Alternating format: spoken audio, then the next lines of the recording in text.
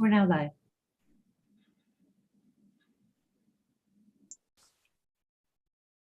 Okay, we will just begin our meeting of the public portion of our Police Services Board meeting, February 25th, 2022.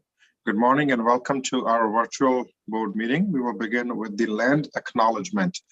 We acknowledge the lands which constitute the present-day Region of Peel as being part of the treaty and traditional territory of the Mississaugas of the Credit First Nation, the Haudenosaunee Confederacy, and the Huron, Wendat, and Wyandot nations. We recognize these peoples and their ancestors as peoples who inhabit these lands since time immemorial. The Region of Peel is home to many global Indigenous peoples.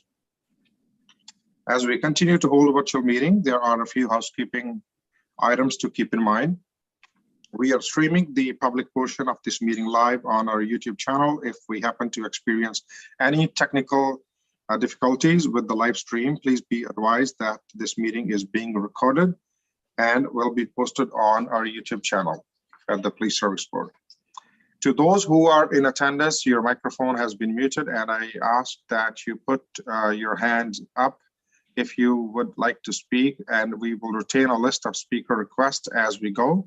Once we are called upon to speak, please unmute yourself and proceed. We ask that you please always keep your microphone muted unless you are speaking.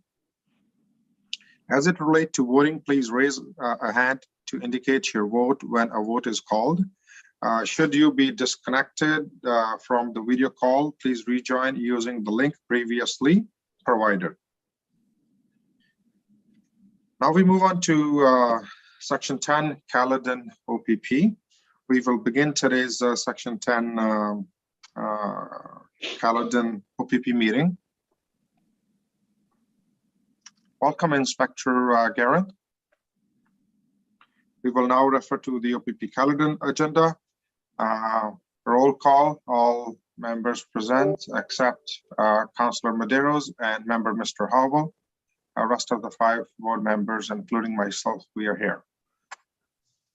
Is there any declaration of conflict of interest? Seeing, hearing none. The first item will be the approval of the minutes from meeting held Friday, November 26, 2021. Any question, comment? If not, may I have a mover and seconder, please? Moved by Mr. Boughton, seconded by Chair Unica. All in favor? This is carried unanimously. The second item is Caledon OPP fourth quarter report. Inspector, please proceed. Thank you, sir. So going into the fourth quarter report, I'll start with our public complaints. We've received 3 in the fourth quarter. The 3 of them are in relation to conduct. Moving over to motor vehicle collisions. So we have a slight increase in our personal injury and our property damage collisions from this period last year. Overall, we are still well below the pre-pandemic numbers and of our collisions in the town of Caledon in comparison to 2019, even though we are slightly increased from 2020. Moving on to criminal code and provincial statute charges. From 2021 comparison to 2020, were relatively similar. No major increases or decreases.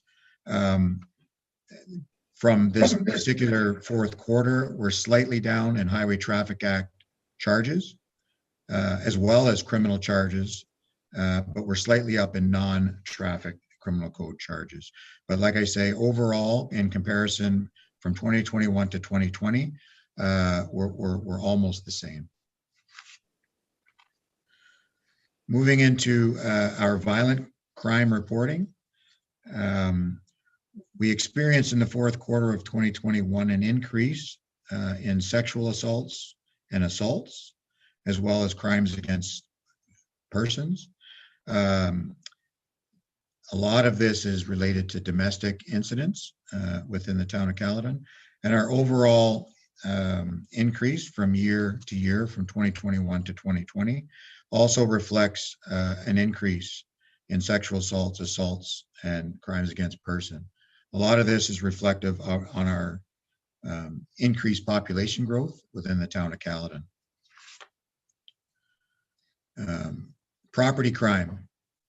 We continue to see a decrease in our break and enters to dwellings, but we are experiencing in the fourth quarter and for complete year end an increase in our theft unders and our theft overs, contributing mainly to our theft overs as motor vehicle thefts, and our theft unders have spiked in fuel thefts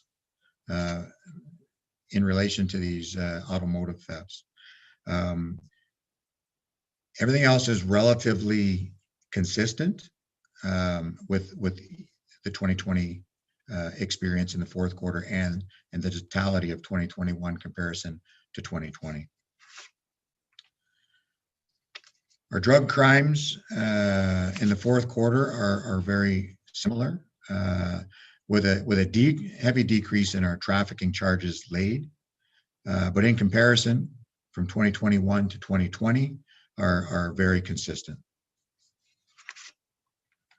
And our clearance rates in the fourth quarter have increased for violent crime and have decreased for property crime. And the decrease in our property crime investigations they seem to be more geographical, as far as the persons responsible for many of our property crimes are traveling throughout the entire, not just the GTA, but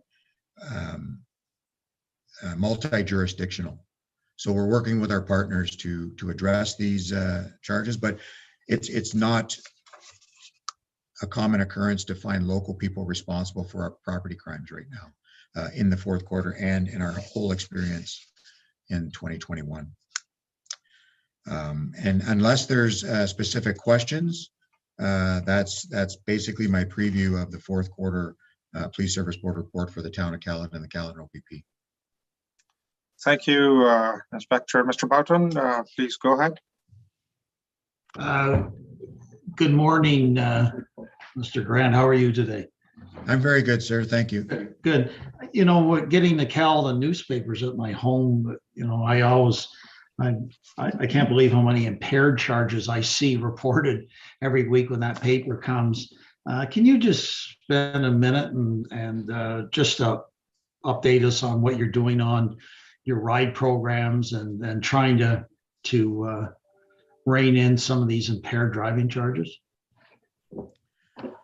Yes, sir. Absolutely. So our ride is 24/7, 365 days a year.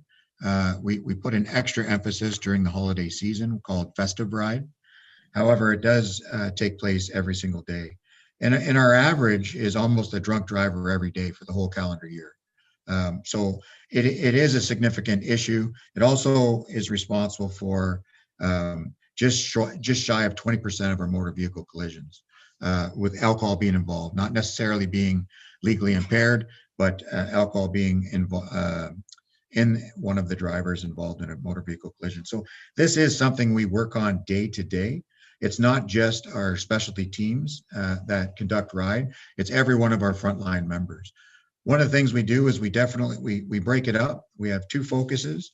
One is our high visibility rides, where people know we're out there and they see us daily in very popular areas, as well as our strategic ride, where we target the areas where we have an increased account of motor vehicle collisions, or areas that we're learning in our more rural areas, where we learn that people that drink and drive like to go around the main routes. So instead of our north-south corridors, such as Airport Road, Highway 10, Highway 50, they're taking the other roads such as Mississauga Road, Winston Churchill, and some of the smaller roads to try and avoid police attention. And we have our members paying close attention to those roads as well. And we're getting great success in proactively removing drinking drivers from those roadways as well. Well, that's great, Inspector. Thanks so much for the update. Appreciate it. You're welcome, sir. Thank you, Mr. Barton. Inspector, over the week, a few days back, I accidentally met a young recruit who'd been hired just 2 weeks back at the gas station or airport at Mayfield, and I congratulate him. He was obviously with another officer because in the beginning, you need to spend a couple of months with someone who's there before, seasoned, I should say. So it's good that you lately had some new officers join the Caledon OPP. Yes, sir. Recently, and that would be about 3.5 weeks ago, we received 6 new recruits, and basically we have 3 other officers transferring in from other areas of the province in March, and we have a further recruit that's in our Ontario Police College now that we will get here at detachment in June. When we get that officer in June, we will be at full strength and have no vacancies at our detachment for the first time since I've been here in 3 years.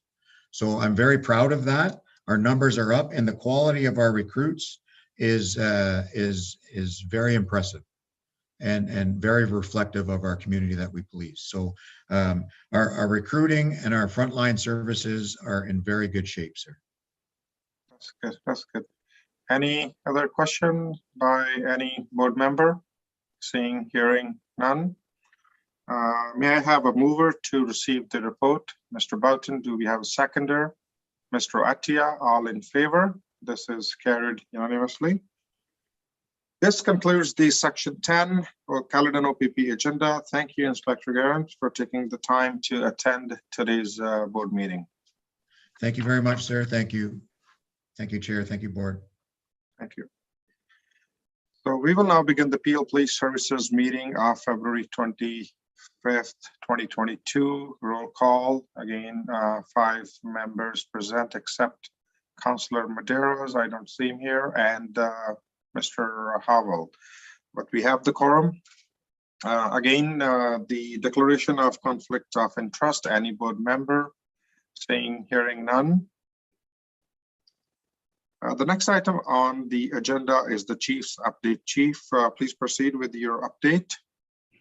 Thank you. Good morning, Chair and board members. I have 2 announcements or updates. One will be from Deputy Andrews and one from Deputy Milinovich. I'm going to say Nick, I guess. But before, maybe I'll start with Nick.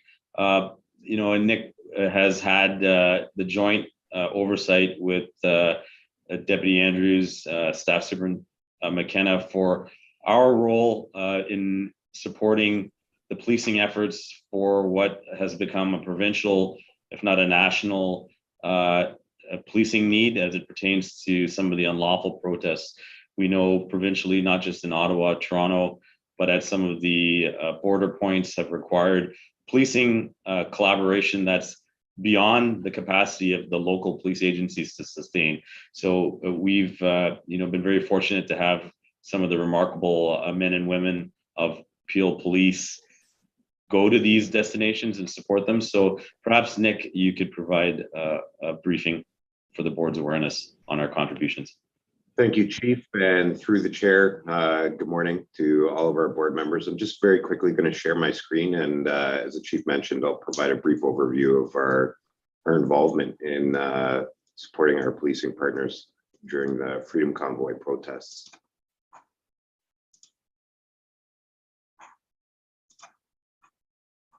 And so if I can just confirm, you can see my screen? Yes. Okay, excellent. So there were generally 2 areas where we participated in a number of locations, but primarily Ottawa. Our service participated with support from our public safety unit and uniform officer deployment. The first deployment of public safety occurred January 31st to February 5th, and our public safety unit, or PSU as I'll call it, was deployed in support of police liaison teams. Now, those were teams that were having conversations with and negotiating with protesters and people that were part of the protest in Ottawa. And of course, that's a critical piece to any public safety unit mandate or plan. Following our deployment in Ottawa, you'll notice that there's an asterisk at the bottom. Our public safety unit also deployed in support of Toronto, and we were deployed there from February 5th to 6th. The next deployment occurred February 9th to 12th. Once again, very similar to the first deployment, we had our public safety unit members who, again, are specially trained for these types of incidents, deployed in support of police liaison teams that were having ongoing discussions towards resolution for the protest. The difference with this deployment is we also complemented that with uniform officers. So public safety unit, specially trained, and they're the officers, some of which you can see in the visual behind this table. They're the traditional expectation of what people think when they think public safety unit and sort of response to protests. But there was also a need to supplement that with just regular uniform traffic points, quick response, and uniform officers. So we had 18 constables and 1 staff sergeant accompanying them during that deployment. And then finally, February 16th to the 21st, once again, we deployed an entire section. So that's 35 members, which included command staff. So we had command staff on ground with our members. We also had command staff in incident command, but also as part of the national planning team. Now, that national planning team was responsible ultimately for the strategy that we saw delivered during that weekend. And at that time, our public safety unit was more active, as we saw that weekend. And they were utilized in securing, isolating, and helping evacuate people safely from the area, which thankfully they were able to do in a relatively short period of time, along with what was the largest deployment of public safety units from police services in Canadian history. So, it was a huge undertaking. As the chief said, once again, our folks demonstrated, I think, what is the fabric of Peel Regional Police, and that is that our people are willing to, when necessary, put their lives on hold and go and support our partners and our policing objectives. They were 18, 19-hour days. So very, very proud of everybody that participated in that and was able to help support a successful and safe resolution of those issues. And unless there's any questions, I'll pass it back over to yourself, Chief. Thanks, Nick. Appreciate the update. And I think Deputy Andrews, if we can now pass it over to you. Thank you, Chief. I'm just going to try to share. Well, I'm going to ask Marty to share his screen. Just got a couple of quick slides.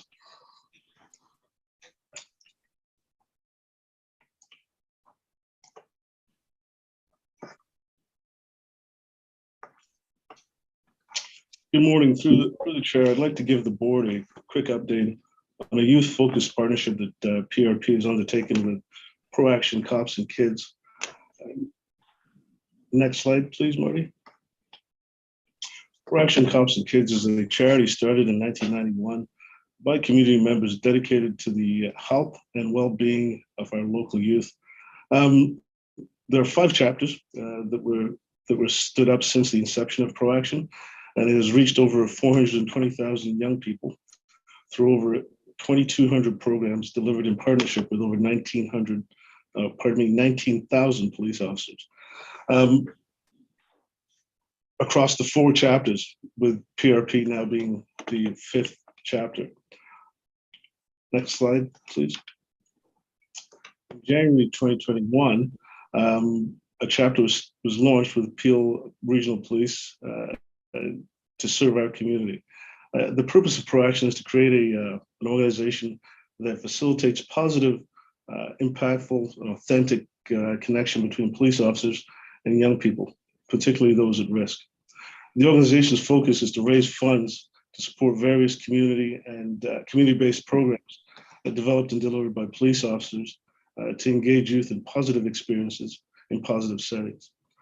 These programs and opportunities build trust and mentorship in our community, which falls in line with our work in the social development sphere of CSWB. Next slide, Marty. Pro-Action has committed funding for a number of programs such as lacrosse, cricket, basketball, horseback riding, and culinary arts. There are other programs being developed as we speak, including those focused on life skills development, education, platforms of self-expression through the creative arts, and many more. Despite the vagaries of operating in a COVID environment, we anticipate, well, the partnership is well on its way to being a success. And we anticipate that we'll present a more fulsome overview of this and other youth engagement strategies, including an ongoing partnership with the NHLPA that is currently in sort of a pilot stage and will be expanded across the region later this year. Subject to questions, I'll kick it back to you, Chief. Thanks, Mark. And I think it's important to highlight that, when we've had a lot of discussions about what does youth engagement look like here in Peel Region, we recognize that it doesn't all have to be defined by, the four walls of a school. It can find other programming and other mechanisms to do that. And, I think the key to this is that it's the business community, the public that have come alongside our officers to help facilitate youth engagement. And it is a remarkable activity. I had the privilege previously in Halton of being at the ground floor, starting a chapter there. And then with the team here in Peel, happy to start a chapter here. And the board, the Pro Action board of, citizens are a remarkable Rolodex of, community members. So, a real acknowledgement to them and their heart for supporting us. So thanks, Mark, for, just keeping some of these positive pieces of work despite the pandemic right on the front of everyone's mind. And with that, Chair, I'll turn it back to you. Thank you. Thank you, Chief, and thank you, Deputy Milanovic. I was going to say Nick as well. And thank you, Deputy Andrews. The next we have, are there any board members has any question or announcement? Hearing none. Now we move on to the approval of the minutes of the meeting held on Friday, January 28th, 2022, the last meeting. Anybody has any question? Moved by Regional Chair Yanika, seconded by Mr. Atia. All in favor? And this is carried unanimously. I'm just trying to see where everybody is sitting, especially from the board member, as I guess Zoom doesn't give you the option like WebEx, which you can bring everybody on the podium and then you can look on the board members for the voting. But all good. Now we move on to the deputations. So our deputation today is by Mr. Eros Mukja. Good morning and welcome, Mr. Mukja.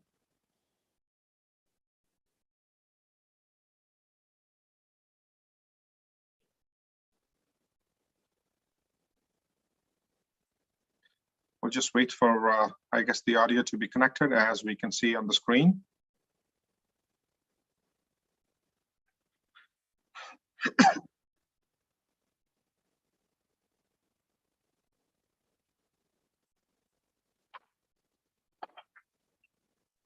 Good morning, Mr.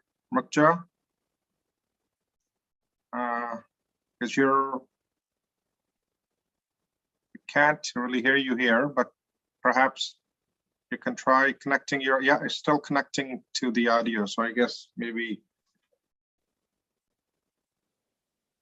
unmute yourself, please. Mr. Mukja, you're muted. Can you please unmute yourself?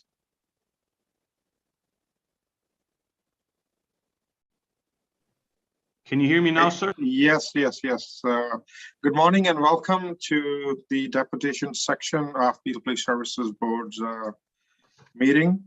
You can proceed. A reminder that you have 5 minutes and I'll let you know when there's about a minute left. So please go ahead, Mr. Mukja. Okay, thank you for your time, sir. Good morning and hello to members of the Peel Regional Police Service Board. I am attending this meeting as a representative of my family after witnessing very serious misconduct by the Peel Regional Police during the search of my brother, Ruben Smukia, who is now deceased. I want to clearly state that I am directly accusing the Peel Regional Police for completely mishandling my brother's case through their unprofessionalism, negligence, and incompetence. As a direct participant to the search that located my brother, I am directly accusing the Peel Regional Police for not searching the soybean field where he was found, and they lied about searching this area. The Peel Regional Police are 100% responsible for what happened to my brother's body, who was consumed by animals for 42 days. This serious misconduct is directly responsible for imposing an additional tragedy to my family and I.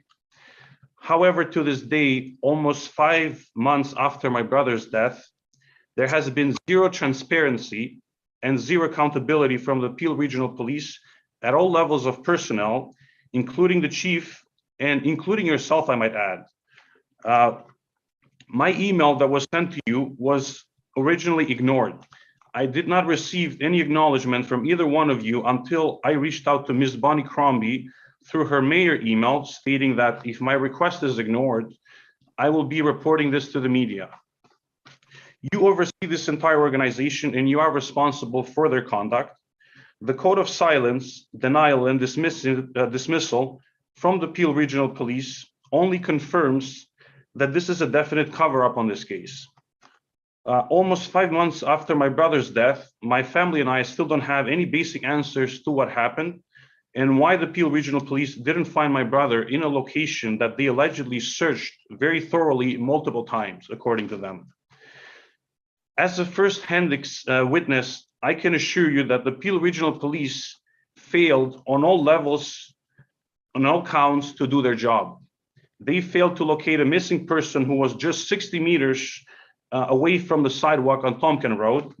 They failed to secure public safety with 4 loaded handguns just 90 meters away from a local high school, Philip Pocock Secondary School. Additionally, they wasted an enormous amount of resources and taxpayers' money for weeks when the information and the resources that were available to them, they should have found my brother within 48 hours. There is no excuse for this, and this is very unacceptable. The Peel Regional Police did nothing right in this case. There were many broken links in the chain in every step of the process at all levels of personnel involved in the search. As service board members, this should be very, very concerning to you. This could have been your brother who went missing, or it could have been your son or your daughter who went to that high school with 4 loaded guns only 90 meters away from school property. Something even more concerning for you, the chief that you have appointed chose to remain silent on the case by not issuing a media release to update the public and acknowledge that this result is unacceptable for his force. And more importantly, let the public know that this is no longer a safety concern.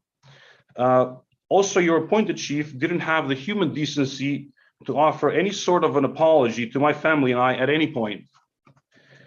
When the chief chose to remain silent, he inevitably and undeniably became part of the problem and not part of the solution. Furthermore, through his actions, the chief also made you part of the problem. I have asked the OEPRD to investigate the Peel Regional Police for their serious misconduct on my brother's case. Unfortunately, the OEPRD has assigned the Peel Regional Police Professional Standards branch to investigate my complaint. As you can see, there is a very serious conflict of interest in this assignment. A police organization, which at all levels, including the chief and the service board, is involved in a definite cover-up of their own misconduct, cannot be in a position to carry out a truthful investigation of my complaint. As a result, sir, the video cut out. Did you get my last sentence? Okay. As a result, I'm asking you, as people who oversee this entire organization, to ensure that this investigation is taken seriously and conducted professionally with integrity and with direct answers to my complaint and accusations. I've given the Peel Regional Police every chance to provide us with a reasonable disclosure on the subject, and absolutely nothing meaningful has been offered to my family and I to this day. I'm hoping that this investigation will be the last request I have to make to know what happened and why it happened to my brother and my family. I do not want to be put in a position where I have to escalate my complaint to the Ontario Civilian Police Commission to investigate the entire Peel Regional Police organization, including the chief and including the service board members. So it is now up to you to turn this around and demonstrate that there is still some moral fiber left in this police organization. Sorry, Mr. Mukta, your time is almost up, but you may have a little extra time to conclude.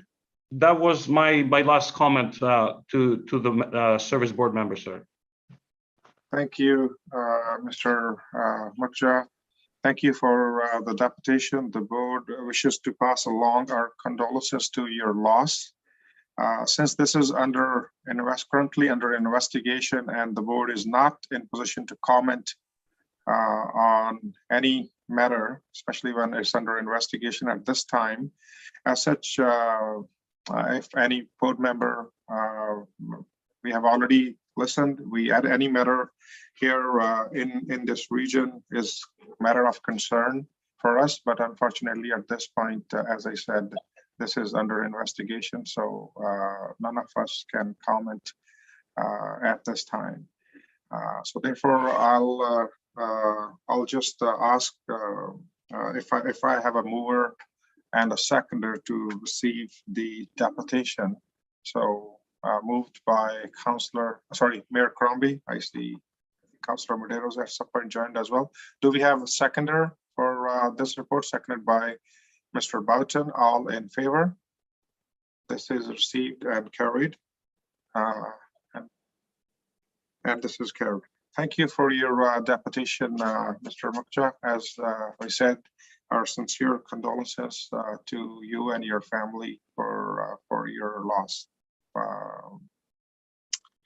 Okay. Now we move on to the new business.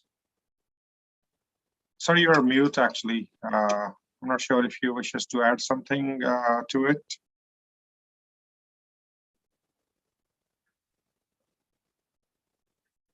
Sorry, you're mute.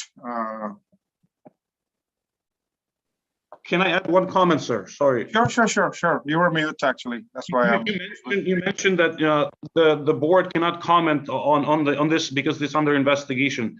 Sir, this cannot be an excuse for the service board or the police organization to completely keep the public in the dark, especially on a case that involves a serious concern for public safety. A simple statement in the media to state that my brother was found and he's no longer a threat to public safety on the day that my brother was found would have sufficed, and then the police and or the service board could have said that because this is under investigation, we cannot release any further details. However, that never happened, sir. And to this day, it hasn't happened. The public is still very concerned about the safety regarding my brother's case, and the only updates in the news on the internet are the eulogy, the media article that I created with the Toronto Star, and only related to my brother's death. So this is something that there's a serious miscommunication in this matter, sir. And why is that? Yeah, Mr. Mukta, I'll just conclude by saying this. Myself and the other board members, we are part of this society. We live in this region, including our families. Every matter of concern is anything such as the process you're going through. Unfortunately, it's a matter of concern for all of us.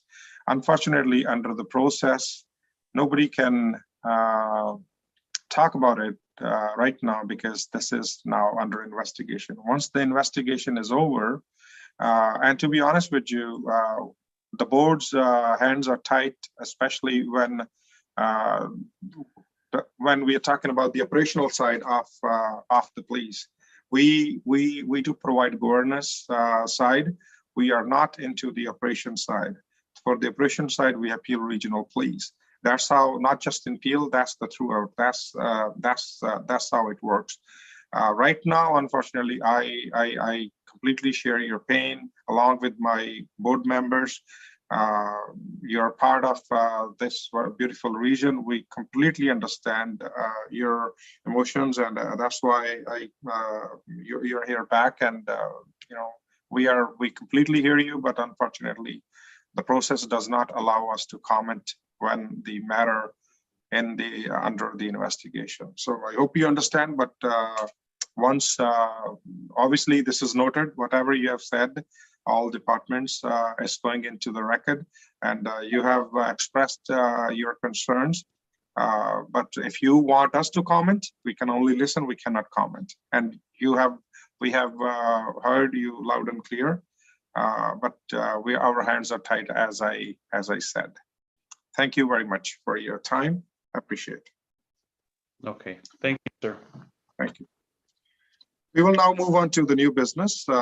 Item number 4, the missing persons, which is the urgent demand reporting. Chief, would you like to speak on this report? Yes, thank you, Chair. I'm just going to hand it over to Deputy Milinovich to explain what the urgent demand report actually is. It is a requirement provincially. And Nick, if you could just brief the board, please. Thank you, Chief, and through the chair. For context, a missing persons urgent demand is a process that is afforded police when we are investigating missing persons. We are afforded the ability to make a demand. Once we have confirmed the person is missing and it's not part of a criminal investigation, we can make a demand for confidential records. Part of the process, or also requirement from that legislation, is that we make those demands public annually. And that's what this report is. And if I could direct your attention to page 2, you'll see that this report denotes one urgent demand that was made by our police service in 2021. And that was for bank records of a person who was missing. Those bank records of the demand were directed to the Royal Bank of Canada. And fortunately, we were able to locate the missing person before those records were received. And that concludes the end of the report. Thank you, Chief.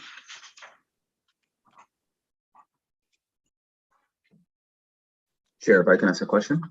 Sure. Deputy Chief, just for my knowledge and the public, I guess, in other circumstances, would this request for information be something that you require a warrant for? The short answer is yes. And that's generally why this is included in the legislation. It affords you an opportunity when there's urgency and some exigency to us securing the records. And there isn't a criminal investigation that would support application of production orders and search warrants and those types of things. But because of the confidentiality associated to it, or where it may be directed, we're still required to make it public so that there's that public interest piece in the management of it. Okay. Any other question or comment by any other board member? Seeing, hearing none. May I have a mover to receive the report, please? Moved by Mr. Atia, seconded by Mr. Boughton. All in favor? And this is carried unanimously, as I don't see anyone opposing. So this is carried. The next item is item number 5, the collection of identifying information 2021 annual report.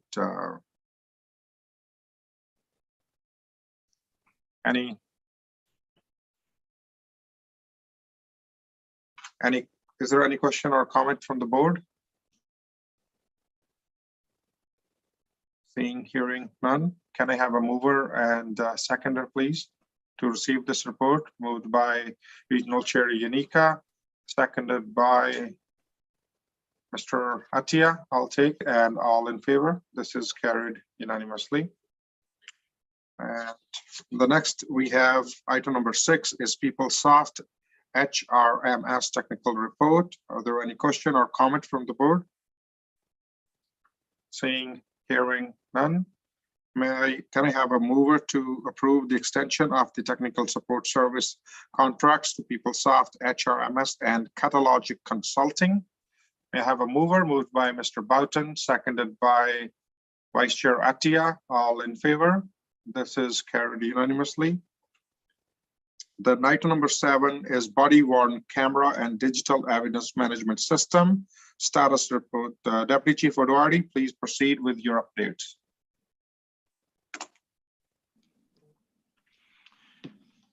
Good morning, and thank you.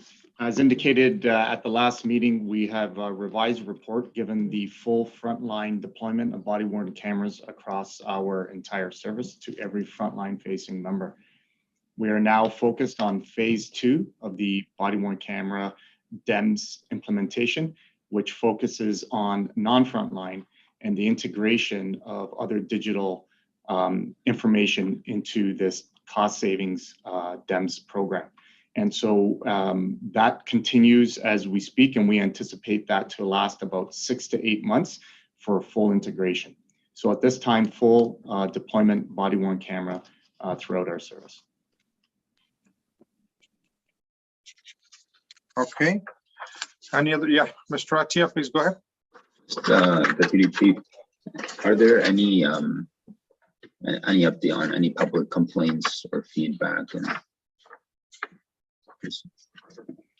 we have not yet had a public complaint about the body-worn camera system itself. However, the body-worn camera system is being utilized to investigate any public complaints. That is, when a public complaint comes in, an officer's body-worn camera related to that incident is queried and reviewed.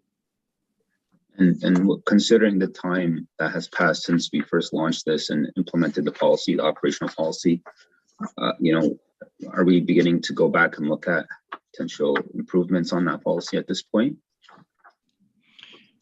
Thank you for the question. Through the chair, we continue to monitor the feedback we get about the policy and look how we can augment the policy.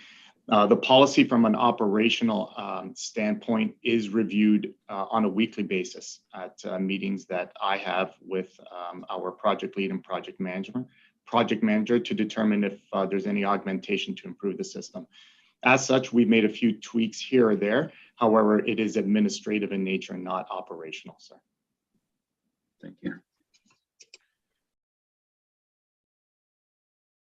Okay, anybody else, any other board member has any question or comment to make? If not, may I have a mover to receive this report, please? Moved by Mr. Boughton, seconded by Regional Chair Inika. All in favor?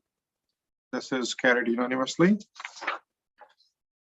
This concludes the public portion of Peel Police Services Board. I would like to thank everyone. Well, we will adjourn here in 5 minutes and then we will move into the in-camera, but all of the members who are not joining us, I just want to thank them for taking part in this public portion, and looking forward to see most of you in the next meeting. I want to thank everyone who facilitated this meeting as well and put together this virtual meeting. Okay, so if no further question or comment, we will move into the in-camera in about 5 minutes. Thank you, everyone.